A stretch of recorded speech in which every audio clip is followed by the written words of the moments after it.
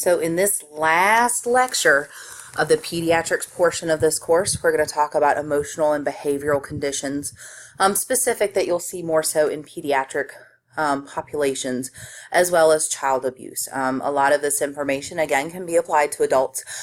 Some of the emotional behavioral conditions either we've talked about or you have probably talked about in psych, whether you're in the ADNs and you're taking the psych course or the PNs and you're a med surg when you discuss psych. So some of this will be a little bit of review, but we're going to focus more on those specifically related to children. So the first one we're going to talk about that often people associate with pediatrics, although adults can have this problem as well, is attention deficit hyperactivity disorder or attention deficit disorder, ADHD or ADD. So this most commonly is diagnosed in the early school age years. So usually doctors are not willing to either diagnose or treat ADHD prior to starting school because it's hard to determine, is it just normal like toddler preschool behavior and they're just very active, or is it they actually need some additional help? My son, I was able to get him on medications when he was 4. He has a pretty severe ADHD, but it took a lot of struggles to get to that point. So usually most doctors are not willing to treat before school age, but a lot of times it does start to show up in that first couple years of school age, kindergarten, first grade, maybe second grade, when they're really having to spend that 6 hours or whatever it is in class and they can't control those behaviors. So this may occur concurrently with autism spectrum disorder. Sometimes they go together. Their symptoms can be very similar as well. So sometimes it can be difficult to determine, do they have autism or do they have ADHD? And usually one of the ways, there's a lot of different testing they do to determine the difference, but one of the ways they can determine the difference is one of the big medications that patients with ADHD are put on are your stimulants. So in people without ADHD, stimulants are going to make you hyperactive. They're going to stimulate you. So in your autism spectrum group, if they take a stimulant and don't have ADHD, it's going to stimulate them. It's going to make them more active, versus based on the brain chemistry in a patient with ADHD, it actually slows them down and allows them to focus and participate. That is why stimulants are one of the most commonly used recreational drugs in college students, is because it does give them that extra boost of energy. So if with somebody that does not have ADHD, it is definitely a big black market drug. You see a lot of sales of that at college because people that have ADHD will get them and sell them to people who don't have it, and these people will use them to stay up all night and study or whatever it is. So with attention deficit disorder, those stimulants actually help calm them down. So the big diagnostic criteria associated with attention deficit hyperactivity disorder, that activity is a factor. So if you have ADD, attention deficit disorder, they wouldn't have that hyperactivity, but activity is one of those. Impulsivity, meaning they can't control their behaviors. They don't understand. They're almost like in that toddler behavior where if they want something, they're going to do it or take it without thinking of the implications. Inattention, inability to focus, is another big one. They can't, their mind is constantly going so fast, they can't, a lot of times they'll trip up on their words because their brain is moving faster than their mouth can move, and they can't control one thought at the same time. They have sometimes problems with language. Definitely. And this can be expressive language, meaning getting that language out. It can be receptive, meaning the information coming in, they distort, or it could be processing. Their brain just can't interpret that information coming in. And sometimes it can be portions of it. And like I said, a lot of times the language problems is because their brain is working so fast. Some other things that have problems with memory disorders. They often have trouble, especially with short-term memory. So these are patients, because of their inability to focus and their memory, you can't tell them, go clean your room. You have to go tell them, okay, now we're going to pick up these blocks. Okay, now we're going to pick up these papers. You got to break things down into very short tasks. You can't just give them an overall task. And that is a very important implication for school that I really want you to know is one of the best ways to treat attention deficit disorder in school, as far as adaptations that need to be taken for them, is projects and assignments have to be divided into small sections. They can't just be given a major project. They have to do it in small sections or it will never get done. Other things, they may have motor coordination skills, again, because they're moving so fast and their brain is moving faster than their muscles can move. Orientation, what I mean by orientation is left and right, and I know you've seen me do it with my ADD. Sometimes I have trouble thinking about which one is left and which one's right, and I use my fingers. I know that seems crazy. An adult can't think of left and right, but that's part of that ADHD process. Their brain wants to flip those. And then, of course, under that is that behavioral disorders that they'll have associated with that impulsivity and that increased activity. They have, just because you tell them no, they can understand no, but then their brain just doesn't let them do what they're supposed to be doing. So again, treatment for this, medication management is a big part of it, stimulants. So your Adderall family, your methylphenidates, like your Ritalin, those are the two big classes of drugs that they use as far as the stimulants. There are other drugs that are used as well, like guanfacine, which is 10x or Intuitive, depending on if it's the extended release or not. That helps with more of the overly emotional. It helps with the aggression, verbal aggression, physical aggression. So sometimes they'll have concurrent medications, but those stimulants are kind of that gold standard for attention deficit hyperactivity disorder. And part of it, behavioral management, learning how to deal with them. Breaking things up into small sections is very important, no matter what the task it is. Like when I help my son get dressed in the morning, I can't tell him, go get dressed. I have to say, all right, now we're going to put your pants on.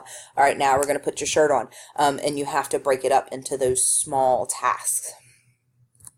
So as far as eating disorders, for those of you that are in the ADN portion, where you've been with me at Cumberland, you've seen a lot of this anorexia nervosa and bulimia, those eating disorders. So I'm just going to compare the two a little bit. So anorexia, both of these are most of the time seen in females. About 85 to 90% of these eating disorders are seen in females, but as you've seen at Cumberland, and I'm sure some of you have seen out in public, men can have these as well. It is not exclusive to females. It's just more common in females. So unfortunately, they are easier to miss in men or in boys because you wouldn't necessarily suspect it as much. So the basic difference in anorexia and bulimia, with anorexia, there is no to little intake. It's not even going in their mouth. And you see, again, the kids at Cumberland, you know, there are ones that have not put a single bit of food in their mouth in months. They have an NG tube where they get their nourishment from because they are not willing to put anything in their mouth.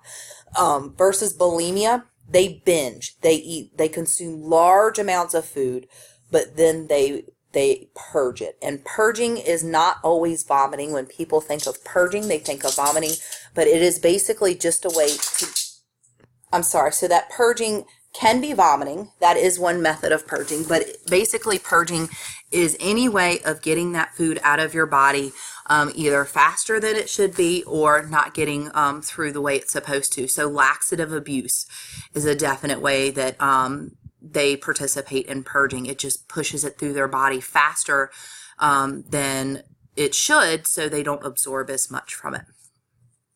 So when we're talking about anorexia, usually anorexia, you're going to have severe weight loss. Remember, nothing is coming in, nothing at all, or very, very, very little, just enough maybe to sustain them. So weight loss is severe and rapid. Versus with bulimia, they may be underweight, they may be normal weight, or they can even be a little overweight, because remember, the food is still going in their body. They're just getting rid of it faster. So especially if their method of purging is laxatives, that food, remember, binging is not just normal, you ate a lot for a meal. This is binging several times a day. So they're still getting, depending on their method of purging, they're still absorbing quite a bit of calories. So they're just trying to get it through their body faster. So if they are laxative using, for instance, to purge, they could be overweight because they're still getting some of those calories versus somebody who's anorexic. they're not getting them at all. It's never hitting their body. So when we're talking about symptoms, usually with anorexia, the symptoms you're going to see are those malnourishment symptoms. So this can be specific to certain nutrients, with the GI we talked about. So it could be protein deficiency. That's a big one you see with the protein deficiency. Like they may have the little bit of a pooch belly because of, even though they're very, very thin, because of that lack of albumin that they're not processing. They could have brittle hair, nails. You'll often see, and I know you've seen a couple of I've seen them at Cumberland like this, where they have lanugo. So something you'll talk about when you get to newborns is fetuses, when they're in utero, have what's called lanugo. It's this fine, downy hair that covers their body. And as babies get closer and closer to birth, they start to lose some of that body hair. So a baby that's very preterm will have a lot of that lanugo or body hair. You see this hair start to grow back, especially over the back and over their upper and lower extremities, with that severe malnutrition. So that is kind of indicative of severe malnutrition or anorexia, is that return of that lanugo. They often have anemia because of that lack of protein intake.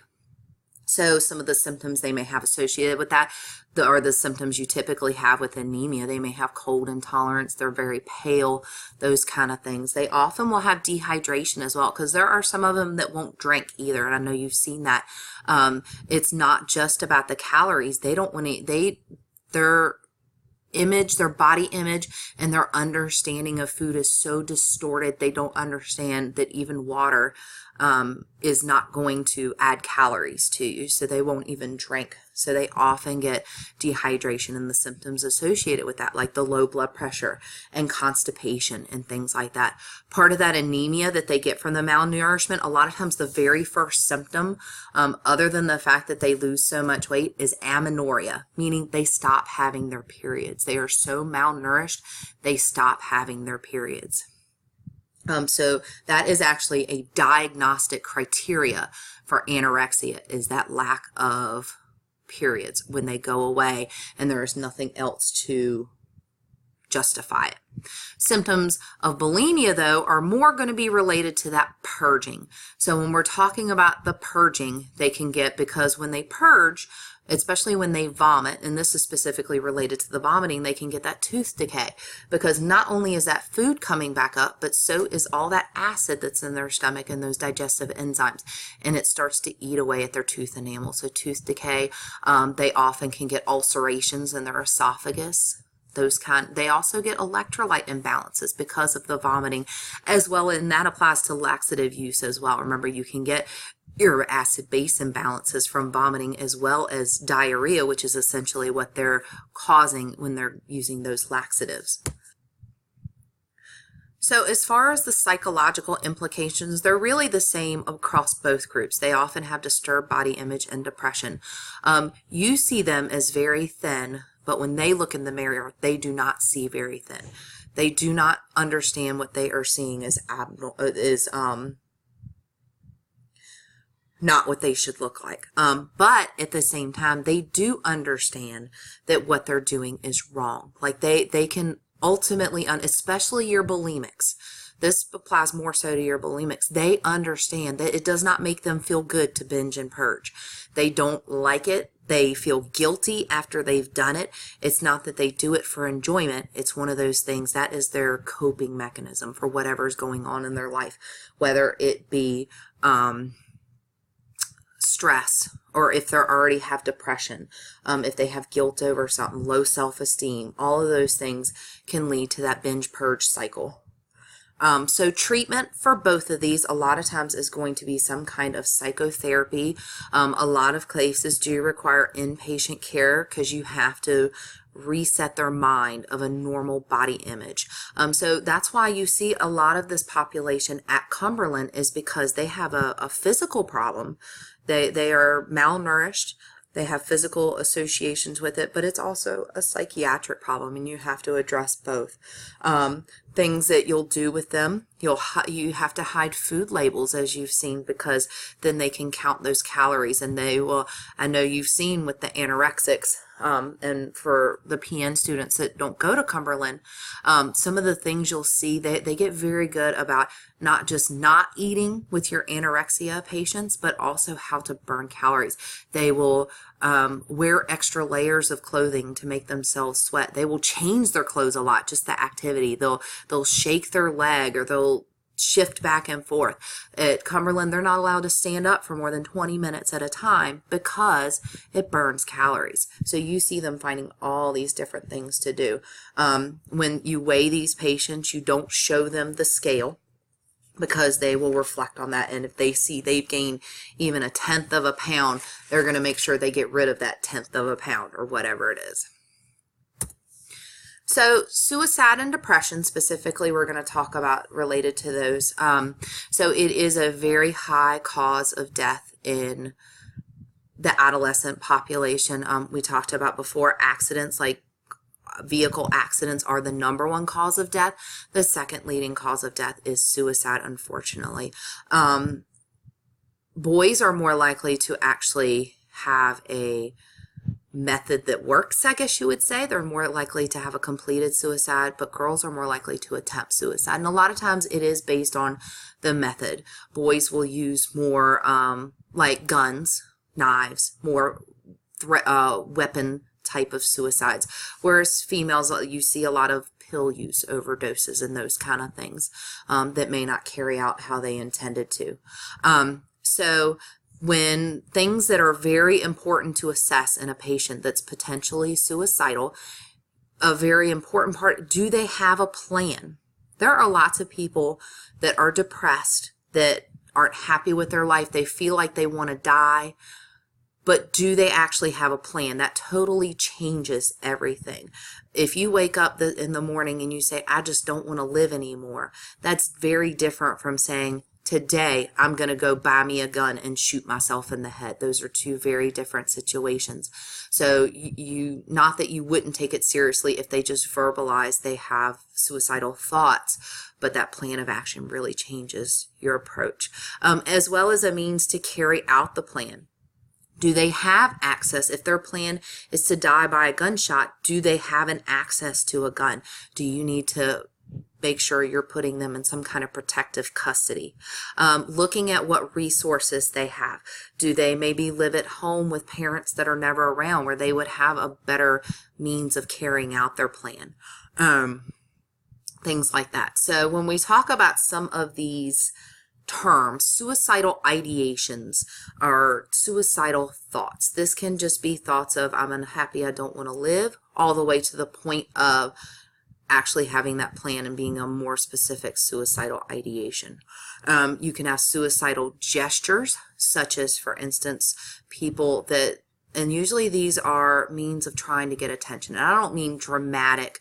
I mean, they need somebody to look at them and say, hey, you're hurting. I acknowledge that. They're trying to get attention to what their problem is, because maybe they can't verbalize, I need help.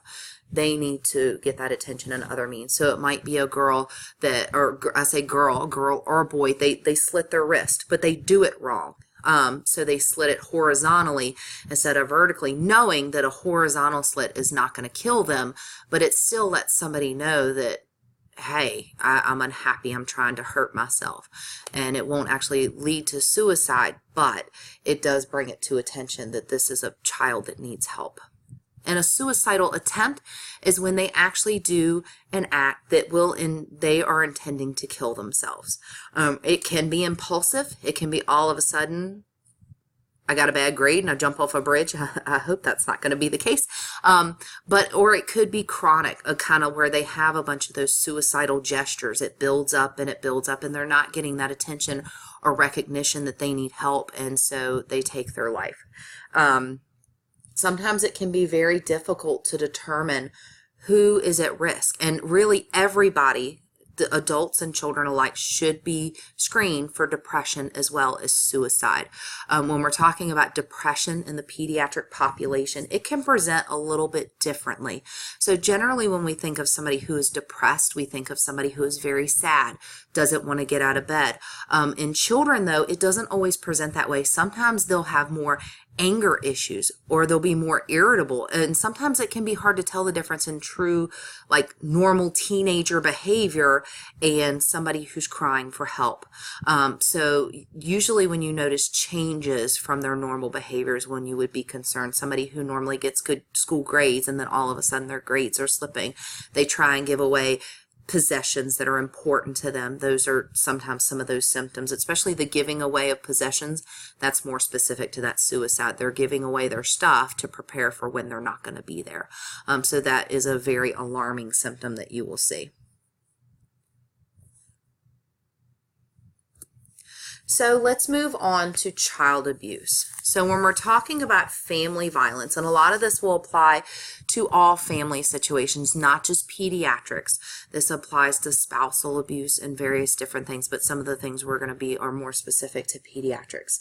So when we're talking about family violence, it is not just lower socioeconomic classes. This affects children of every single social class and stature. Unfortunately, a lot of times in your upper classes, it's more hidden. You don't see it as much, so you think more of lower classes, but it is in every single class. All types. Neglect, physical abuse, sexual abuse, all of those are seen in all classes. So when we're talking about family violence, this can include spousal abuse. It can include abuse of children. It can include abuse of older adults that are incapacitated. Maybe a caregiver is caring for their parent or whatnot that has, say, dementia or some other problem, and that abuse comes into play. When we're talking about family violence, this isn't so much violence, but when we talk about abuse, we also talk about neglect, because even though neglect may not be an intentional harming or hurtful to the child, it can still be just as psychologically damaging. So some of the things you see in this picture can kind of talk about the triggers that can stimulate family violence. So different social stressors like poverty and unemployment absolutely can trigger that family violence. It doesn't mean you have to live in poverty to have family violence, but it's something that could trigger it. It could be parental stress, parents that are overworked, parents that are working 2 jobs. If they were abused as a child, they're more likely to be an abuser themselves. In addition, there can be factors about the child that obviously no child deserves to be abused ever for any reason, but there are factors about children that can make them more inclined to be abused. Your temperamental children, your difficult children, sometimes they're labeled as. Infants have a higher rate of being abused than older children because they can't defend themselves. Well, older children sometimes can't either, but they are more likely to be abused, especially if you have a child who is has colic, who cries a lot, who doesn't sleep well. Those add to that parental stress, but those child factors can also contribute to the child abuse as well. So when we're talking about different types of child abuse, the chart in the picture does show some of those things that can lead to each type. So there's abuse and there is neglect. So abuse is an actual intentional harm given to a person. So it could be emotional abuse, where you are calling that child names, where you are yelling at them excessively, where you are saying really ugly, rude things to them with the intention to destroy their self-esteem. So this is your verbal violence. You can also have sexual abuse, and this involves different sexual acts. It's not always an actual intercourse act. Pornography is a type of sexual abuse as well. And then you have physical abuse, where you have a deliberate infliction of injury. Hitting a child is what we think of most commonly with physical abuse, but it could be burns, it could be that spiral fracture, it could be a lot of different things. So while abuse is an intentional injury, neglect is where you're not giving them something. Oftentimes neglect may not be intentional, but it can be just as harmful, especially to the child's psyche. So when we're talking about emotional neglect, this is not providing the emotional needs of a child. So unfortunately, in some children, it's one of those things that I don't want to say has to happen, but it gets overlooked. When you have a parent that's working 2 or 3, sometimes even 3 jobs, they don't have that time to really emotionally connect with their children. Their children feel like they're put to the side, for instance. And then you can have physical neglect, and this is where you're failing to provide their basic needs. So the kids that usually are physically neglected, they'll come to school dirty. They'll have clothes on that either don't fit properly or aren't proper for the season. Like they'll come to school with a tank top on in December, for instance, because that's all they have at home to wear. Or they'll have clothes with extensive holes or damage to them. They'll look disheveled. They look like they just rolled out of bed and went into school, those kinds of things.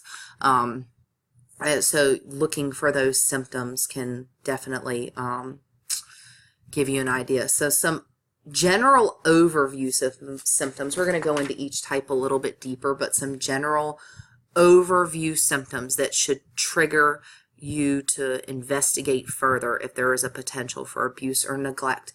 Some of the physical signs you may see are some unusual patterns of injury. So when we talked about musculoskeletal spiral fractures can be almost diagnostic of child abuse, because the mechanism of action that causes a spiral fracture is a twisting motion.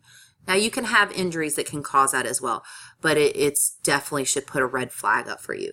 When you have burns that are very demarcated, and when we get to that slide, I'll show you what I mean, but things that are very clear cut. When you have injuries in different stages of healing, like when they have bruises in different stages of healing. Now, if you looked at my child's legs, you would think, just taking in that one fact, that he might be abused because he has bruises all over his legs in different stages of healing. It's not because of abuse, it's because he is a 7-year-old hyperactive boy that is very rough and plays rough. So again, take that into account. It doesn't mean bruises are abuse, but it should send up a red flag that I need to collect some more data and get some more information.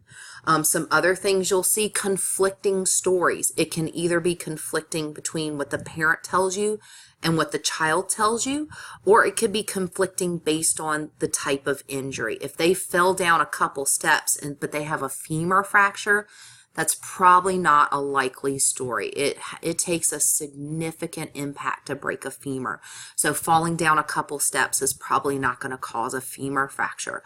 Or if they keep changing their story, if their story, even if it's just little details, first it was where they fell off their bike, then they fell down the stairs, and the parents and the child's stories don't match. Those are something that should put up red flags.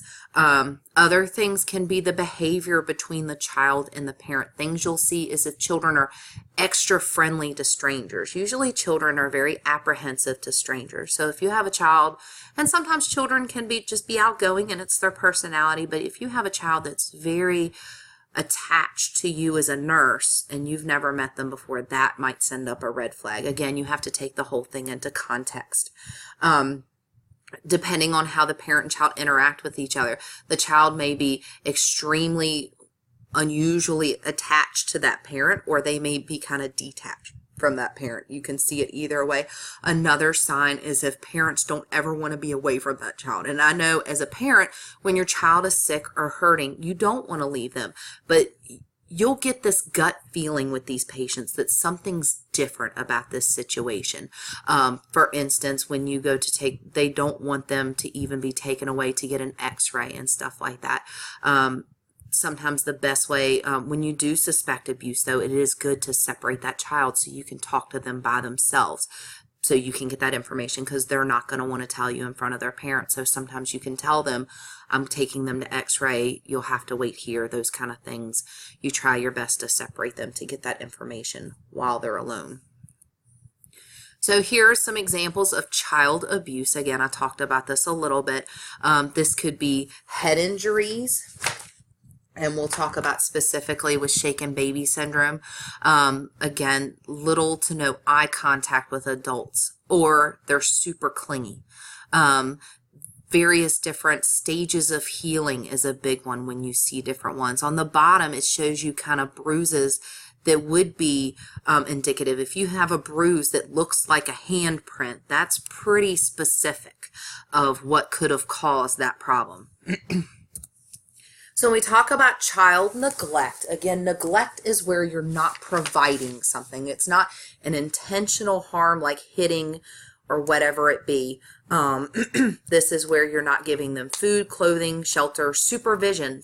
Not supervising a child is considered child neglect. So leaving young children at home alone, you can get arrested for physical neglect. In the state of Virginia, there is no specific age law. The law in Virginia is basically parental judgment. The average age that most is recommended is not under the age of 12 should you leave your children home, or if you do, it should be short periods of time. But there's not really a specific age law. The law in Virginia is very open to interpretation. So in that case, there would be other things taken into account as well. So all of these things, if you're not providing care, is part of that physical neglect. So again, usually the children that have physical neglect, you're going to see they may be hungry all the time. They're not getting fed. Their clothing is either inappropriate for the season or doesn't fit properly, or it's very disheveled, dirty, those kind of things. Again, emotional neglect is where you're not providing attention to that child or nurturance or whatever they need to make them feel validated. All of us need to feel validated, especially children. So this could be a product of a parent that just has to work a lot. For instance, my kids have been a little emotionally neglected lately just because of I've been working some additional hours, not intentionally, and I try to make up for it when I'm with them, but sometimes it's difficult to make up for that. So that can be that emotional neglect. And again, it's very subjective what emotional neglect is. And then you go to actual emotional abuse. Again, the difference between neglect and abuse: neglect is not giving them something. Abuse is intentionally harming someone. So this is when, that's that bottom picture you see. This is when you're intentionally trying to destroy their psyche or their self-esteem. You call them names. You yell at them excessively. All those kinds of things are part of that emotional abuse. And it can be just as, if not more, damaging than physical abuse. So with physical abuse, the picture on the top left-hand side, that's what I was talking about with the burns. So something very specific to burns that would make you think child abuse is how it's clearly demarcated. And what I mean by that, if you look at the picture of that burn, there is a very clear-cut line of where that burn ends. It's a very sharp line. There's no unusual edges. There's no splashing. And a lot of times there is no splatter marks. For instance, if you have a child that you put into the bathtub, let's say, and you accidentally put them in there when the water is too hot, as soon as they start to try, you're going to jerk them up out of that hot water. So there's going to be splatter everywhere. So they're going to have splatter burns on their legs, for instance, or wherever it be. If you have somebody that was held under, let's say, water or whatever it was used to burn them, they're going to have a very sharp line that delineates that burn. So that's a sign. As well as bilateral burns is also another sign. If they just have a burn on one leg, that's much less likely to be abuse than those bilateral burns. As you see in the picture, they have burns on both of their feet. So those bilateral burns, or those very sharply demarcated burns, are very specific to physical abuse. Two kind of subsets of physical abuse. One of those is shaken baby syndrome. So most notably with shaken baby syndrome, sometimes this can be hard to initially diagnose because usually there is no external signs of injury. This is where somebody has literally taken a baby and shaken them back and forth, and they'll get what's called a coop contra coop injury. And what I mean by that is the coop injury is where you actually have the impact. So when you're in a car accident, if you hit your head on the windshield, the coop injury is the one in the front where you actually hit the windshield. But your brain, although it's in a tight area, there is room for movement. So when you have the impact, as your head goes back, your brain is then going to bounce against the back of your head. So you're going to have not only a frontal injury, but an occipital injury as well. And you see this with shaken baby. They're going to have multiple areas of brain injury because their brain is rattling back and forth in their head. So they're going to have bruising on both sides. So usually symptoms of this lethargy or irritability, they're just very sleepy, very irritable. They may have vomiting. A lot of times you're going to see those head injury symptoms. They have poor feeding.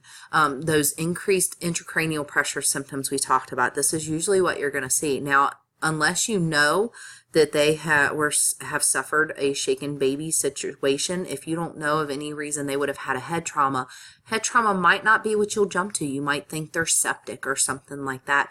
So sometimes it can be difficult to diagnose because there are no external signs. It's all internal, but can have long-lasting, devastating effects to baby. It often leads to at least some kind of neurological deficit, even in I don't want to say minor situations because it's never minor, but the less severe situations. The diagnostic criteria for shaken baby, mostly it's by symptoms, but they will have retinal hemorrhages. So when you look actually to the inside of the eye, they will see little like petechia or bleeding on the retina itself. And because of that physical shaking is what causes the blood vessels to burst. And that is diagnostic for shaken baby. The other subset of is Munchausen syndrome by proxy. So you can have Munchausen syndrome or you can have Munchausen syndrome by proxy. We talk about the broad proxy type because that's more of what you're going to see in pediatrics, but in adults you can have Munchausen syndrome. So Munchausen syndrome is where a person is intentionally doing things to themselves for attention. It usually starts as a lot of doctors' visits saying they have symptoms when there's really nothing wrong with them. The by proxy part is where somebody else is doing it to you. So in pediatrics, parents will be doing this to their children. It usually starts with, you'll see if you look in the history, they've had multiple doctor visits or ER visits. And usually their symptoms are not routine symptoms like cold symptoms. They'll come in saying their child has leukemia, for instance, and they will give you a rundown of very textbook symptoms of leukemia, claiming that their child is very, very sick. It's a fictitious disease. They'll often have multiple visits, and it usually starts out just where they're claiming these symptoms. As it progresses, if it does progress, they will actually do things to make their child sick. There was a case a few years ago, this wasn't in the state of Virginia, where a child had been admitted for Munchausen symptoms based on whatever the parent had said was wrong with the child. And the mom was actually putting feces inside the child's IV, like injecting it through the ports to make that child septic. So they will actually take measures to make them sick. I took care of a child a few years ago. The child had a G-tube. And so for any of you that are familiar with G-tubes, if you vent it where you have it hanging so that the gases can come out, you'll get a little bit of backup in the tube, whatever is in their stomach, whether it be food or water or gastric juices, whatever it be. So this child's they were already on the radar about this parent, feeling they couldn't catch her, but they felt like something was off. So one day one of the nurses was like, that doesn't look right. There was a pink fluid in there. And for any of you that have ever seen Carafate, hopefully you know what sucralfate is. Carafate, it lines the stomach and it helps coat the stomach, especially when you have like GERD and all. This patient was on Carafate, and if you've never seen it before, it looks like a very pale pink opaque liquid. So this liquid was backing up in the tube, and the nurse was like, I don't think that's right. So she talked to the doctors, and the doctors were like, it's just her Carafate. It's fine. No big deal. This nurse, like I said, a lot of child abuse is gut feeling. You really have to stick with it and investigate. Don't jump to conclusions, but go with your gut. So she stuck with it, and she's like, this doesn't seem right. So finally the doctors agreed to test the contents that were in there, and it turned out to be Johnson's baby lotion. It was not the Carafate that we thought it was. So that was another instance. They will actually get to the point where they are making their child sick. You'll see it where they're taking out fake FMLA to do this. A lot of times they do this because the parents have low self-esteem and they are crying out for attention, and that's usually where it happens. So then we have sexual abuse. Like I said, most people, when they think of sexual abuse, they think of some kind of penetrative act, which those are included as well, but it doesn't have to be any kind of intercourse situation. It can be child pornography and prostitution. Those are definitely forms of sexual abuse in children. So sexual abuse, you see the definition, where they are persuaded or coerced into engaging in some kind of sexually explicit conduct or situation. So some things that are often seen with sexual abuse, this is one that absolutely seen in all socioeconomic statuses. It just gets hidden a little better a lot of times in your higher end ones, unfortunately.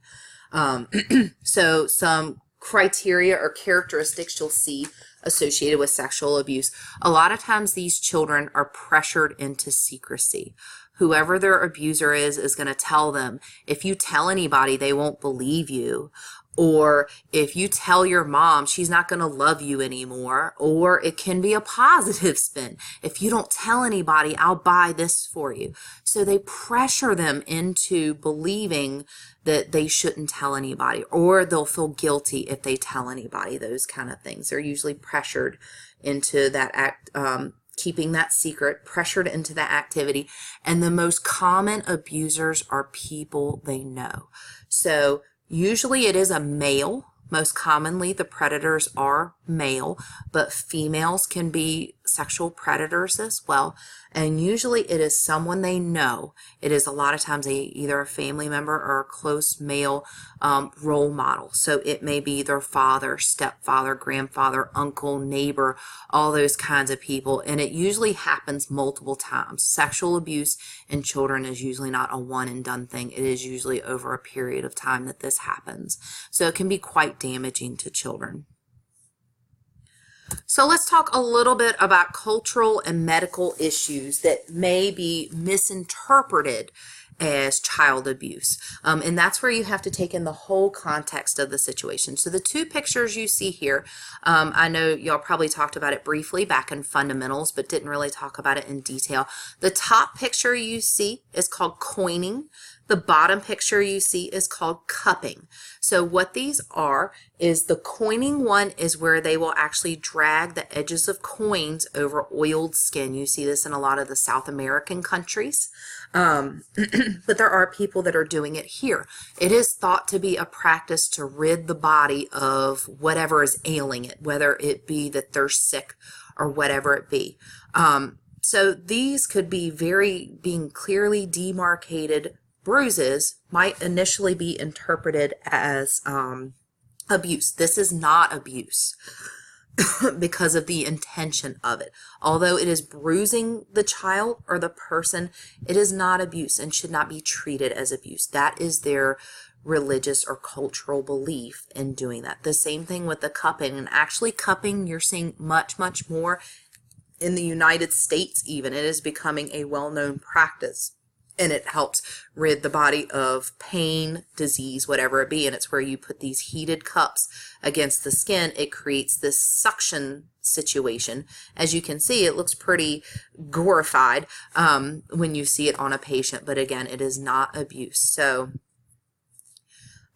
it's very important to take in the whole context and ask. It's okay to ask the parent or the child, hey, what happened here? If it's something like this, they should be able to tell you what it is and why it was done. So make sure you're taking into account of being culturally sensitive to these issues and not just going ahead and screaming and assuming abuse. So the big part of this, how do we care for potential maltreated children? So The first thing we have to do is identify those abusive situations. And this needs to happen as soon as possible.